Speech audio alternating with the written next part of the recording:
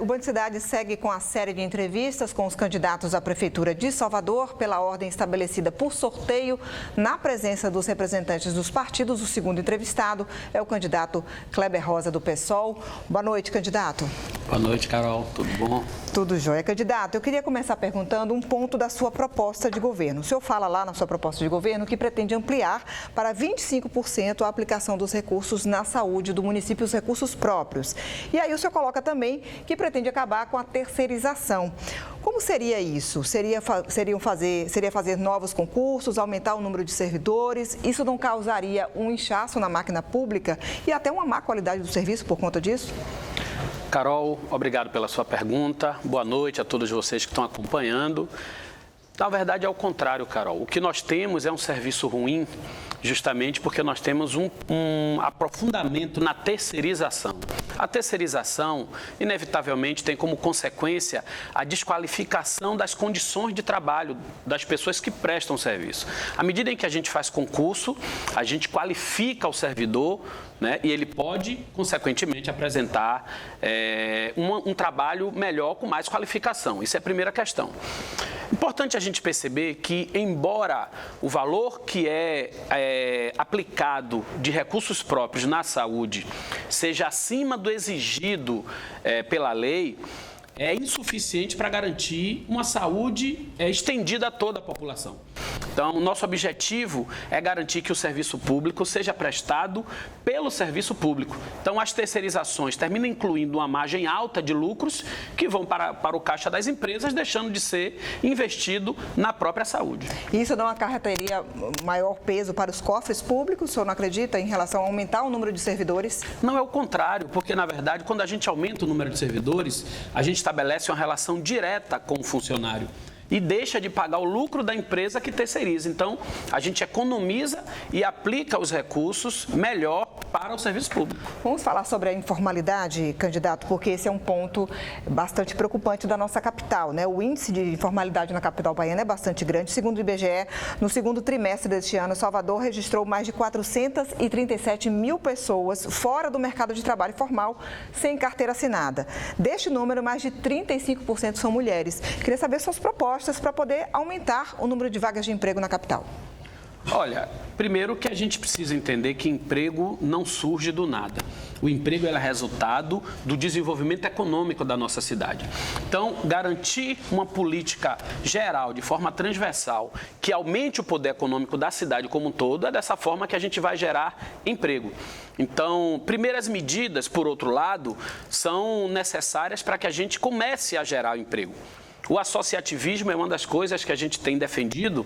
Só para vocês terem uma ideia, pegando como exemplo, a gente pega uma infinidade de costureiras que trabalham de forma autônoma. Se a gente consegue construir uma associação com a participação do poder público, com financiamento público, isso termina gerando potencial para que essa associação possa, inclusive, gerar emprego. Só para a gente ter um exemplo. Outra forma também de gerar emprego, como a gente já falou no início, é fazendo os concursos que são necessários. Nós temos 1.400 guardas municipais, a nossa demanda exige no mínimo 3.500 guardas municipais, em média 3.500. Nós precisamos fazer concurso para médico, para enfermeiros, para agentes de saúde, fazer concurso para professor. A assistência social na nossa cidade carece de estrutura, então precisamos garantir concurso para assistente social e psicólogas para atender, por exemplo, a população de rua, as políticas voltadas para a população de rua. Mas aí, nesse caso, o senhor está falando de gerar emprego para pessoas que têm qualificação, mas a gente está falando de uma população, uma grande parte da população que não está qualificada e, por conta disso, também tem dificuldade de conseguir um emprego formal. Não, meu primeiro exemplo, inclusive, foi para pessoas autônomas. Dei como exemplo as costureiras. Obviamente que a gente tem o associativismo para uma série de outros setores, né? Então, primeira coisa é garantir que a nossa população possa melhorar a sua renda, porque às vezes nem é só o emprego. Quando a gente fala em emprego, a gente precisa pensar em emprego, trabalho e renda. Para além disso, garantir condições dignas de trabalho. Existe uma parcela da população que vai permanecer na informalidade, mas é necessário que a gente garanta qualidade do trabalho. A exemplo dos trabalhadores ambulantes.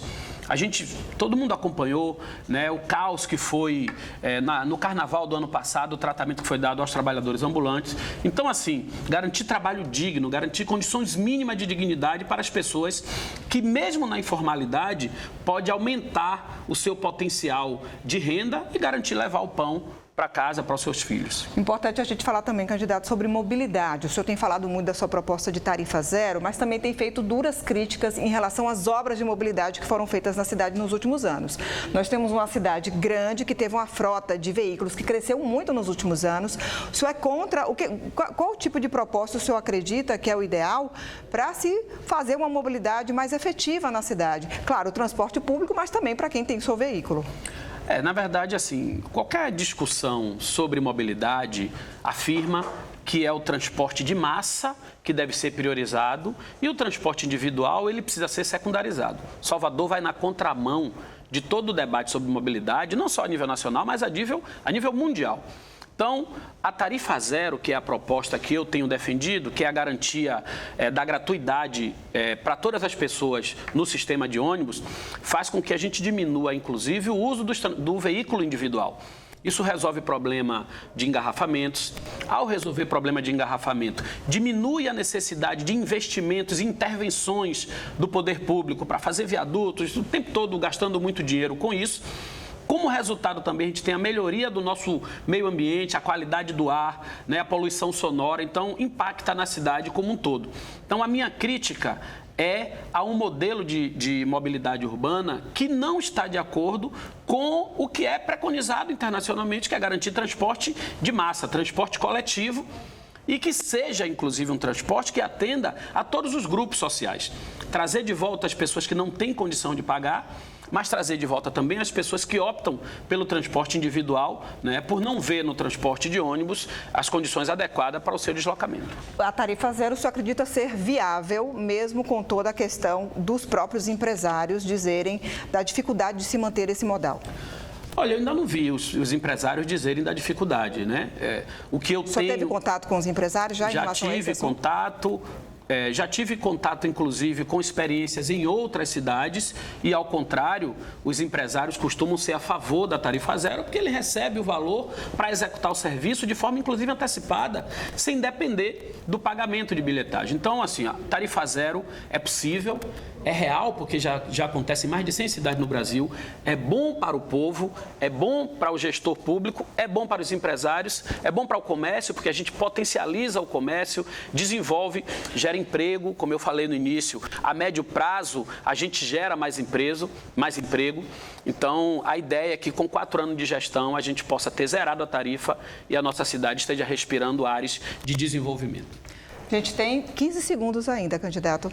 Bom, quero agradecer a vocês que acompanharam, dizer que dia 6 de outubro você tem a chance, a oportunidade de mudar a história da nossa cidade, votando em Kleber Rosa 50.